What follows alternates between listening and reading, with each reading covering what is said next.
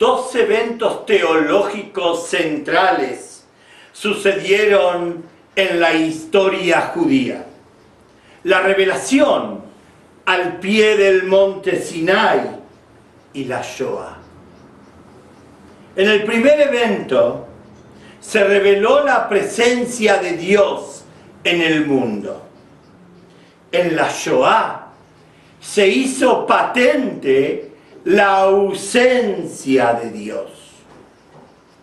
Si en el Sinai se entregaron las tablas de la ley, palabra de Dios a Moisés, pues después de Auschwitz, al decir del profesor David Weiss Alevani, pues después de Auschwitz se quebraron las tablas de la ley. La pregunta básica es ¿por qué Dios no intervino en el devenir de la historia e impidió que el genocidio se diera? Lo hizo en otros momentos. Protegió a sus hijos en diferentes capítulos de la historia. Y no solo manifestó su voluntad y entregó la Torá al pie del monte Sinai, sino que Dios actuó concretamente en la historia de sus hijos. Y el ejemplo clásico es cuando endureció el corazón del faraón. Viene Moisés al faraón y le dice: deja salir a mi pueblo, shlach et ami. Y el faraón dice: no reconozco a tu Dios. ¿Y quién eres tú como para venir a mí con estas demandas? Y después vinieron las plagas. Y hubo momentos en el cual el faraón quiso dejar salir a Israel, pero de pronto se endureció su corazón. Y ese fue su castigo, ese fue el castigo que Dios le envió por haber sido tan cruel con los hijos de Israel. Dios anuló la posibilidad de albedrío que tenía el faraón. Podía haber hecho algo parecido también en el camino al genocidio de 1/3 del pueblo judío. 6 millones de hombres, mujeres y niños que fueron cruelmente asesinados y masacrados en los días del holocausto que provocaron los nazis. Fíjense, también los armenios vivieron un genocidio. Hiroshima fue una tragedia. En Argentina, pues, y en otros países latinoamericanos se encontraron decenas de tumbas colectivas con cientos y miles de cadáveres. Cuántos horrores vivió el mundo, horrores que fueron grandes errores de esta humanidad. Pero nada, queridos amigos, se compara con la Shoah. Nada puede ser parecido a Auschwitz, a Treblinka o a Majdanek. No hubo jamás en el devenir de la historia una catástrofe que pueda ser comparada con la Shoah. La Shoah, el holocausto, fue abrumador por sus alcances, quebrantador en su furia, inexplicable en su carácter demoníaco tuvo ese capítulo del devenir de los hombres.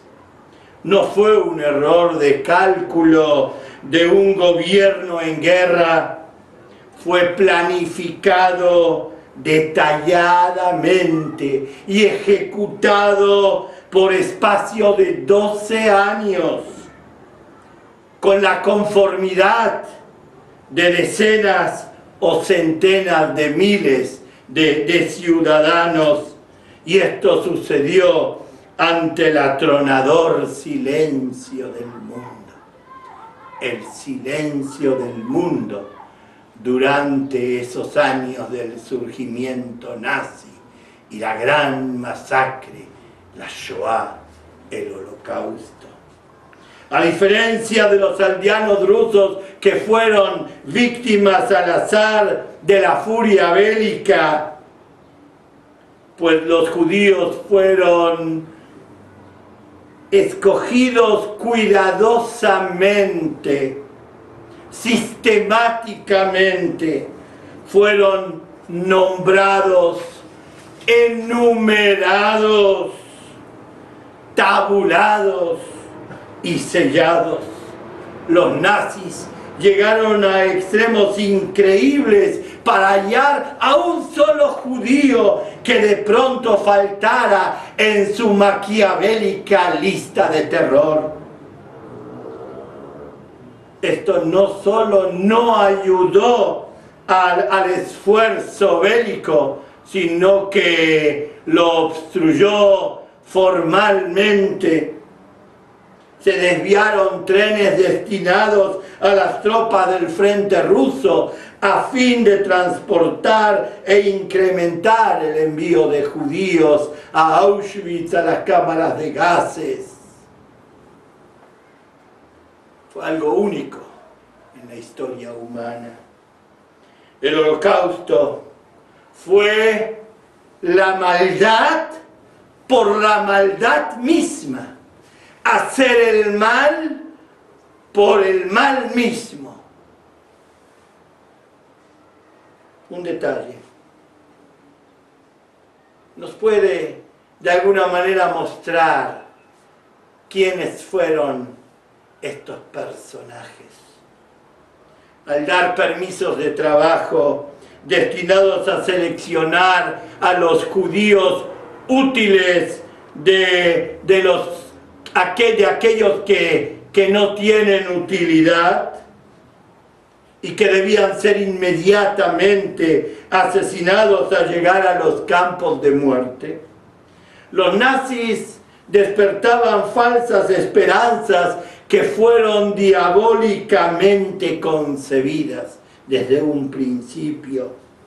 Ellos solían dar 2 de estos certificados de trabajo, permisos de trabajo, a un judío físicamente capaz de trabajar, y uno de esos certificados era intransferible para que lo guardara esa misma persona, y el otro era para que lo entregara a discreción, o sea, a su padre, o a su madre, o a su esposa, o a un hijo físicamente capaz. Los hijos, los padres, las esposas, debían elegir a uno de sus seres queridos que iba a vivir por el momento. ¿Recuerdan ustedes la historia del rey Salomón y el juicio de la madre falsa y la madre verdadera, y cómo la madre verdadera renunció a su hijo para que no lo cortaran en 2? Aquí los cautivos judíos debían elegir entre un padre o entre un hijo, o entre un hermano, o una esposa, uno de ellos a quien salvar. ¿Se dan cuenta del significado de esta acción? ¿De qué depravación se tiene que concebir, se tiene que promover como para dar lugar a una situación tal?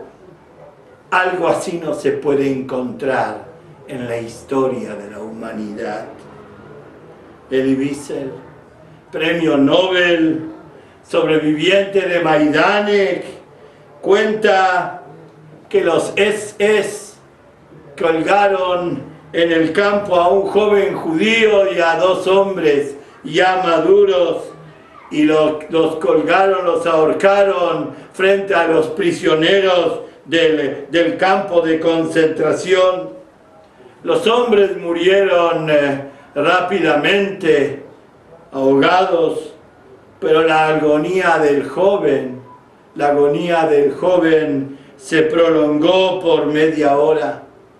Cuenta Wiesel que escuchó a sus espaldas a alguien decir: ¿dónde está Dios?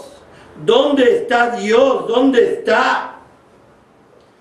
Y después de un rato, mientras el joven colgado seguía en su terrible agonía y sufrimiento allá en la cuerda, el hombre volvió a preguntar: ¿dónde está Dios ahora, ahorita? Y cuenta Wiesel en su testimonio: y oí una voz dentro de mí que contestaba: ¿dónde está Dios? Allí está, allí, colgado en la horca. ¿Cómo pudo Dios permitir algo tan terrible como la Shoah? ¿Cómo se puede justificar el holocausto? Al decir del teólogo cristiano J.B. Metz, si no hay Dios en Auschwitz, ¿dónde lo encontraremos? La teología antes de la Shoah no puede ser idéntica a la teología después de la Shoah. El hombre de fe tiene que encontrar respuesta a los problemas que plantea la teodicea, la justicia divina y el sufrimiento humano. Hay respuestas tradicionales a los paradigmas teológicos. Primero, podríamos nombrar aquella que dice: la tragedia es castigo por pecados, por la iniquidad.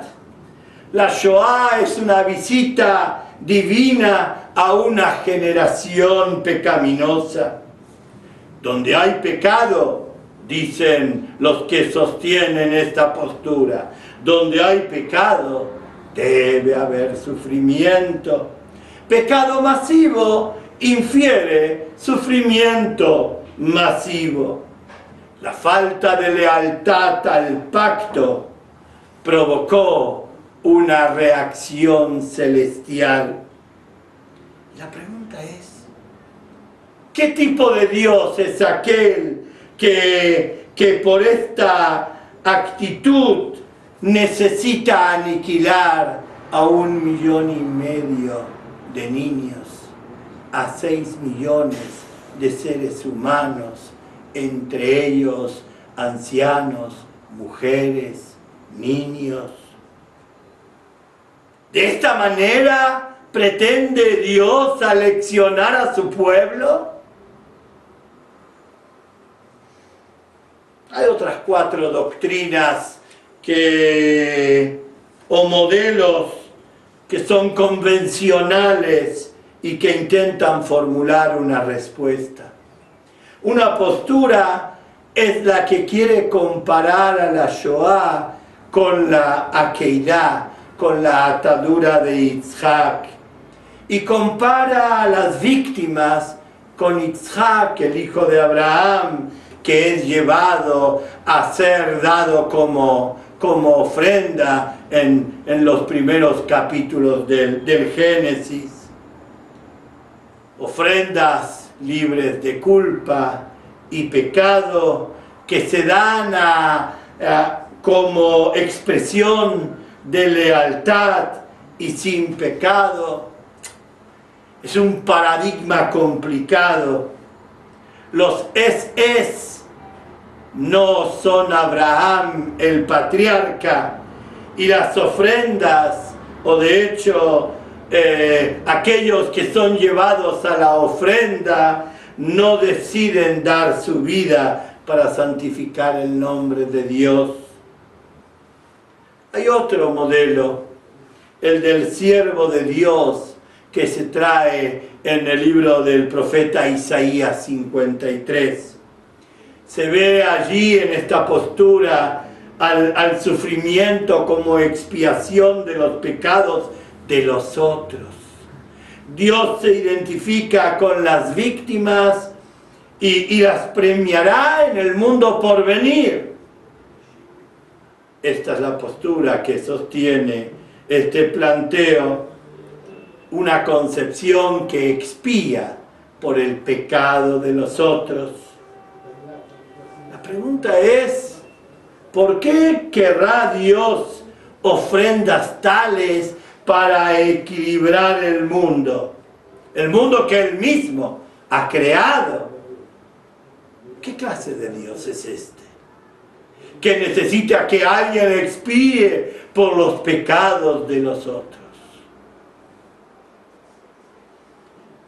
Otra posición o modelo que trata de encontrar justificación a las preguntas existenciales, teológicas respecto a la Shoah, es aquella que nos habla del Hester Panim, el ocultamiento de la divinidad.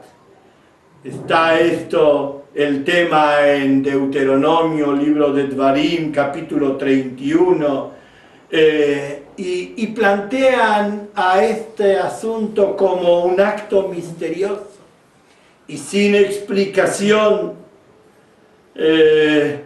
Dios tolera la existencia del malvado según esta postura.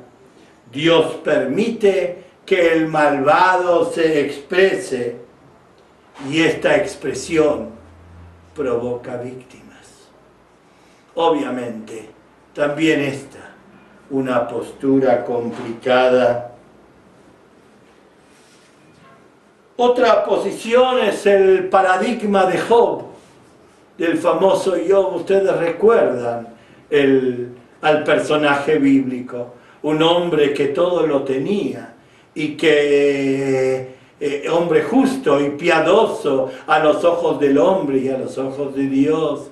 Y Satán viene ante Dios y Dios le dice, mira qué hombre justo y piadoso tengo yo en la tierra. Y el Satán le dice a Dios en este diálogo cósmico, le dice, claro, es bueno porque tú lo has bendecido con todo, pero trata de afectarlo un poco y verás cómo te maldice.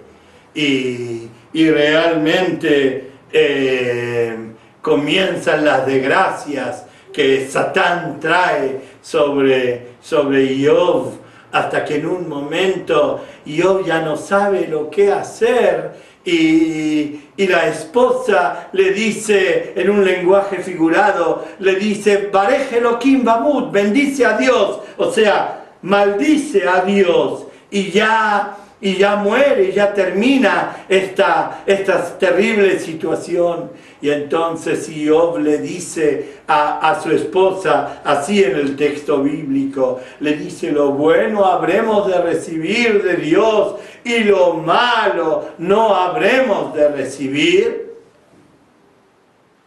Pero Job no fue un pecador.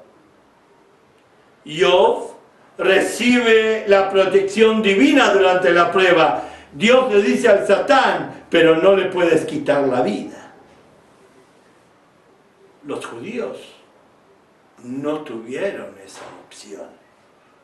No hubo una nueva revelación de Dios después de la Shoah.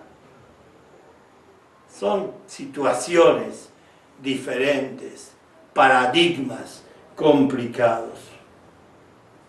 Hay también respuestas modernas que tratan de encontrar una justificación a la tragedia de la Shoah. Uno de los hombres que sustentan una postura tal es Richard Rubinstein. Y para él, ver la Shoah como resultado de un castigo divino es algo monstruoso. Es algo, el inaceptable. Si el holocausto se dio, no hay un Dios en el mundo, dice Rubinstein. Y señala y escribe, hay que rechazar la creencia en Dios como Señor de la historia. Urge adoptar formas de religión no teístas que ofrezcan a los hombres la oportunidad de celebrar la condición humana, y estoy citando textualmente, totalmente envuelta por las fatalidades de una existencia terrenal absurda. Hay dos alternativas, dice Rubinstein: o un Dios cruel o ninguno. Para Rubinstein no hay Dios, y Israel es testigo que no hay un Dios en el mundo. Otra posición moderna de aquellos que intentan dar alguna explicación a la Shoah es de aquellos que sostienen que el albedrío está dado. El ser humano puede elegir. Desde su nacimiento, el hombre tiene la capacidad de elegir. Puede ser bueno o puede también elegir ser malo. Si el hombre es libre, pues también es libre para hacer el mal y para traer la maldición al mundo. No Dios, dicen ellos, no Dios es el que hace el mal, sino el hombre. Este paradigma teológico no se confronta con la posibilidad que Dios tenía de crear un mundo de libertad, pero con una maldad un poco más limitada, ¿no? O sin ella. ¿Quién dice que se requiere de maldad en el mundo? Se podía haber creado un hombre bueno y moral. Otra postura es la del filósofo Emil Fackenheim. Antes de formularnos la pregunta, si no hay un Dios en Auschwitz, ¿en qué otro lugar lo encontraremos? Dice Fackenheim, dice, Dios estuvo en Auschwitz, aunque no entendemos qué es lo que hizo allí. En la Shoah, dice este filósofo, en la Shoah se creó una nueva mitzvah. Los hijos de Israel recibieron con la revelación de Dios la demanda de cumplir 613 preceptos, 613 mitzvot. Desde la Shoah, dice Fackenheim, hay una nueva mitzvah. Y la nueva mitzvah dice, no le demos a Hitler una victoria post-mortem. Los judíos deben entender, según esta actitud, que ellos tienen la sagrada misión de la supervivencia y de la continuidad. Para asegurarnos que Hitler no saldrá victorioso de la tragedia que engendró, los judíos tienen que continuar su presencia sobre el escenario de la historia. Los judíos no pueden desesperar de su Dios. La desesperación puede traer la desaparición. Los nazis, dice Fackenheim, no asesinaron a los judíos solo por su raza, sino por la fe judía. La fe judía de sus bisabuelos. Si esos bisabuelos no hubieran demostrado el menor compromiso con la cultura y con la pertenencia al pueblo judío y con el antiguo pacto, si no hubieran educado a los niños judíos como tales, ¿quiénes serían sus vástagos en el siglo XX? Quizás se los podría encontrar entre los asesinos nazis. No habrían de estar seguramente entre las víctimas judías. Los judíos del siglo XIX en Europa no sabían lo que habría de suceder en la última década de la primera mitad del siglo XX. La pregunta es, dice Fackenheim, si lo hubieran sabido, ¿qué hubieran hecho? ¿Y qué hay de nosotros? Pregunta. ¿Y qué hay de nosotros que sí sabemos que una catástrofe de tal magnitud puede suceder?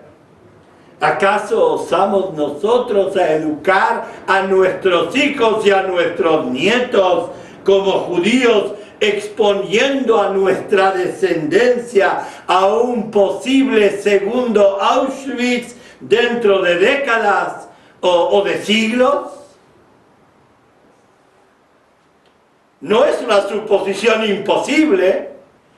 Hay alguien en estos tiempos que habla de aniquilar y de borrar del mapa al Estado de Israel y por consecuencia a los judíos todos. Es posible. Y entonces nosotros, que vivimos en el siglo XXI, ¿acaso osamos educar a nuestros hijos como judíos exponiéndolos a una eventual catástrofe? ¿Saben qué? Sí, lo hacemos. Seguimos educando a nuestros hijos como judíos. Cuando los romanos destruyeron el segundo templo de Jerusalén, los rabinos del tiempo del Talmud se negaron a desesperar del pacto de Dios con el pueblo de Israel. Y nosotros, diría Fackenheim, ¿cómo podemos vivir con Dios después de Auschwitz? Y nos preguntamos, ¿cómo podríamos nosotros vivir sin Él? ¿Cómo?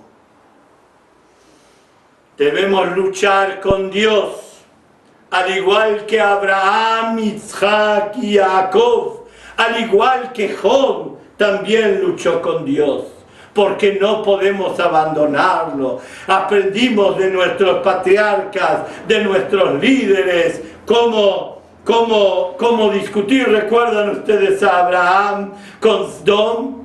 Sdom, una ciudad de gente malvada, y Abraham pelea con Dios y le dice, quizás hay 50 justos en la ciudad, quizás hay 40, quizás 30, quizás 10. Todo discutir para tratar de salvar a los seres humanos que él ni siquiera conoce. El legado de Abraham lo continuaron los judíos de todas las generaciones. Y una parte del mensaje judío es poder discutir con Dios, poder hablar con Él y decir, Dios no es justo, pero no abandonamos a Dios. No podemos abandonarlo. Emil Fackenheim pregunta, ¿por qué cada padre, cada esposo, cada hijo sometido a los 2 permisos de trabajo que los nazis daban en aquel tiempo, cómo es que no enloquecieron? Al no enloquecer y sobrevivir, pregunta él, ¿por qué no se suicidaron?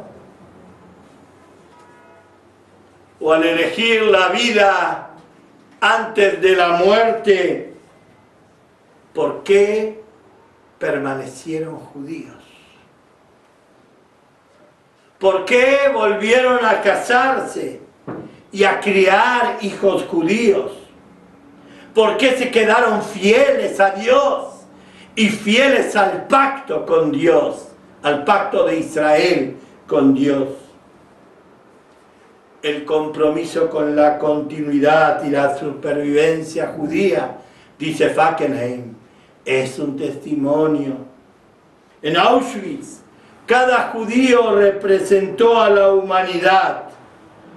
Después de Auschwitz, cada judío es un llamado al mundo de que no puede repetirse una tragedia tal. Y este es un testimonio de fe. Jerusalén, aunque no es una respuesta a la Shoah, es una manera de responder. Y cada israelí vive esta respuesta. Israel es un no a los demonios de Auschwitz y un sí rotundo a la supervivencia, a la seguridad y a la continuidad judía. Israel es un testimonio de vida para el pueblo judío y para la humanidad toda. La yuxtaposición entre Auschwitz y Jerusalén recuerda la visión del profeta Ezequiel de los huesos secos y de la resurrección de la casa de Israel. Hay dos perspectivas más teológicas que también quiero mencionar en esta exposición. La de Arthur Cohen, que habla de redefinir a Dios. Dios no es todo, dice él, ni todopoderoso, ni omnisapiente. Hay un Dios en el mundo, pero carece del poder de participar en la vida del hombre. Dios no es el Dios de la historia. De esta manera intenta justificar la Shoah. Pero la pregunta es, si este es el Dios que Arthur Cohen redefine, pues ¿acaso un Dios tal es Dios? Otra actitud teológica que quiero mencionar es la del silencio. No es una actitud herética. El silencio es también para algunos una perspectiva de fe. Se confrontan los que sostienen esta postura, se confrontan con aquello que la percepción lógica no puede concebir. Cuando Gideon Hausner, el procurador general del Estado de Israel, en los días del juicio a Eichmann, el archiasesino nazi que tuvo a su cargo los transportes de los judíos a los campos de muerte, preguntó Hausner ahí a los testigos, ¿por qué no presentaron resistencia? ¿Por qué no se defendieron? Y muchos contestaron, quien no estuvo allí no lo comprenderá. En Auschwitz no murió Dios, en Auschwitz murió el ser humano. El mundo quemó allí su corazón. Después de la destrucción del segundo templo de Jerusalén, el pueblo judío se halló frente a dos alternativas: desaparecer, y así está escrito, Nitrabu haprushim be Israel.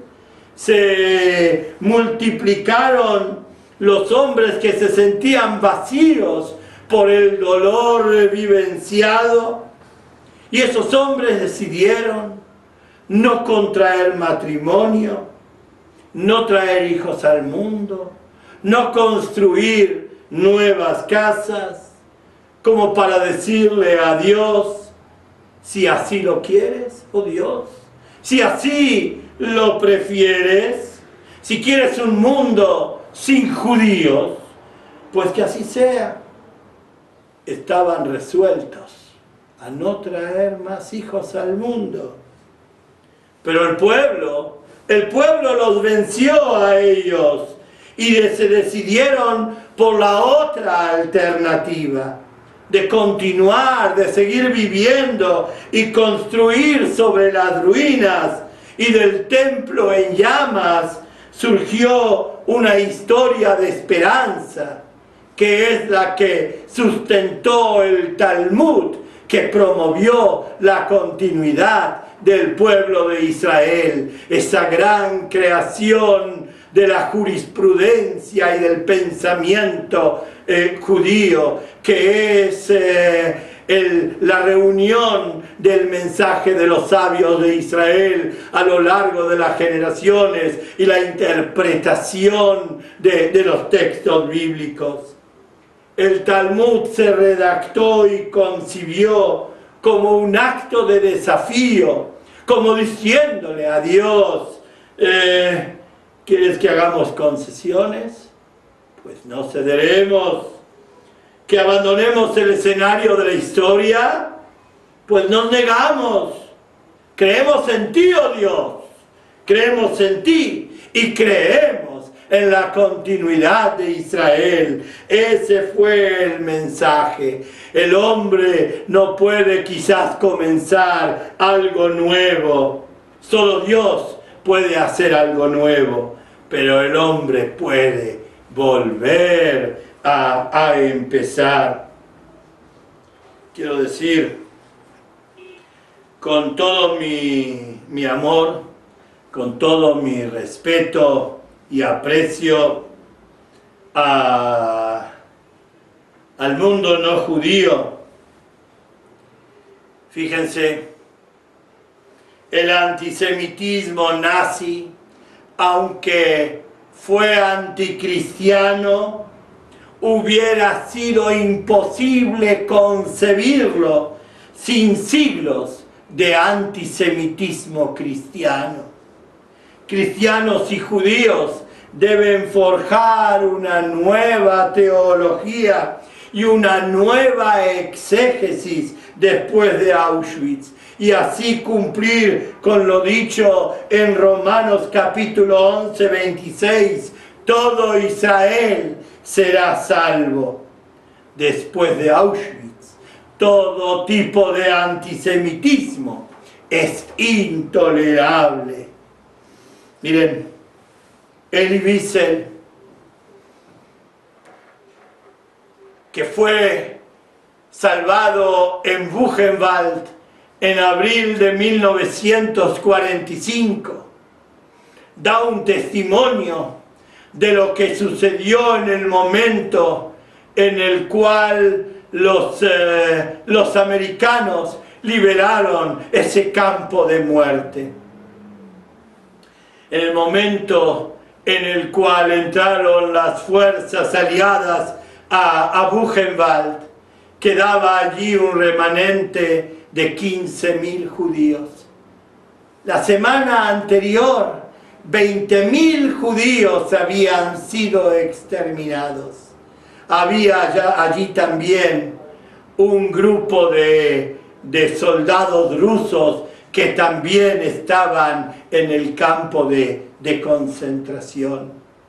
Y de pronto, un grupo de los soldados rusos, en un descuido de las fuerzas aliadas, subieron a un jeep que había armas en él y viajaron alocadamente a la ciudad de Weimar, que estaba muy cerca de Buchenwald. y tomaron las armas que allí tenía ese jeep y comenzaron a disparar a mansalva sobre la gente sin distinción. De esta manera quisieron expresar ese odio que juntaron a lo largo de los años de haber estado ahí en ese campo de concentración, campo de muerte que fue Buchenwald. ¿Y qué hicieron los judíos? Dice allá Elie Wiesel, y da su testimonio y dice, ¿saben qué? Organizaron minyanim, organizaron tefilot, oraciones. ¿Piensan ustedes que fueron oraciones de alabanza al Eterno por haber liberado ese campo de muerte de las garras nazis? No, dice Wiesel, no fue esa una oración de alabanza, sino justamente de protesta, como para decirle a Dios, oh Dios, ¿qué querías de nosotros? Que dejemos de ser judíos, que perdamos nuestra condición humana. Aquí, hoy y ahora te decimos que hemos desde siempre elegido a continuar nuestro ser judío, continuar con nuestra identidad y seguir siendo seres humanos creados a tu imagen y a tu semejanza. El humanismo judío lleva adelante este mensaje desde Abraham Avinu, nuestro patriarca, hasta el día de hoy y hasta el final de las generaciones.